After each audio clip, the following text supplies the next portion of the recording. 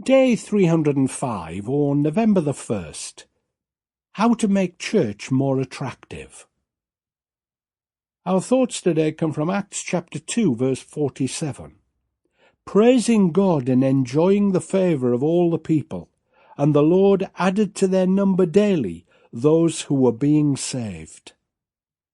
And now the big picture surrounding this verse. Dr. Luke writes two major books which are in our Bible. They are his Gospel and his history or Acts of the early church as it spreads from Jerusalem into Judea and Samaria and the rest of the world. He begins Acts where his Gospel ends, with the ascension of Jesus back to heaven. The church is established and quickly grows in strength and in numbers. Luke tells us about the miracle of tongues at Pentecost, the first miracle of healing carried out by named disciples, Peter and John, and the first sermons of that pillar of the church, Peter. And now today's action step.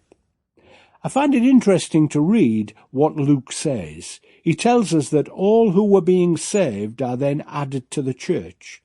It is all part of the same transaction. Whether you like it or not, when you are a believer, you are part of the church. Worshipping with other like-minded people in your locality should be the norm. Having said that, most sincere believers do attend church anyway, if they are physically able to, but a few seem to attend only to find fault and sadly succeed too many times. Be sure you are wholehearted in your support of your local churches. Never openly criticize them. Your positivity alone can greatly enhance the church and its image, and make it a place that is more attractive to the world. After all, who wants to go if the folk who do attend never have anything good to report?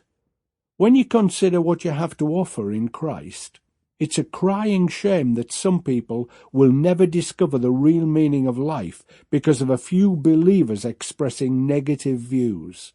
Make sure that you are not part of this negative influence. Being positive not only improves the church, but it improves you too. Try it and see.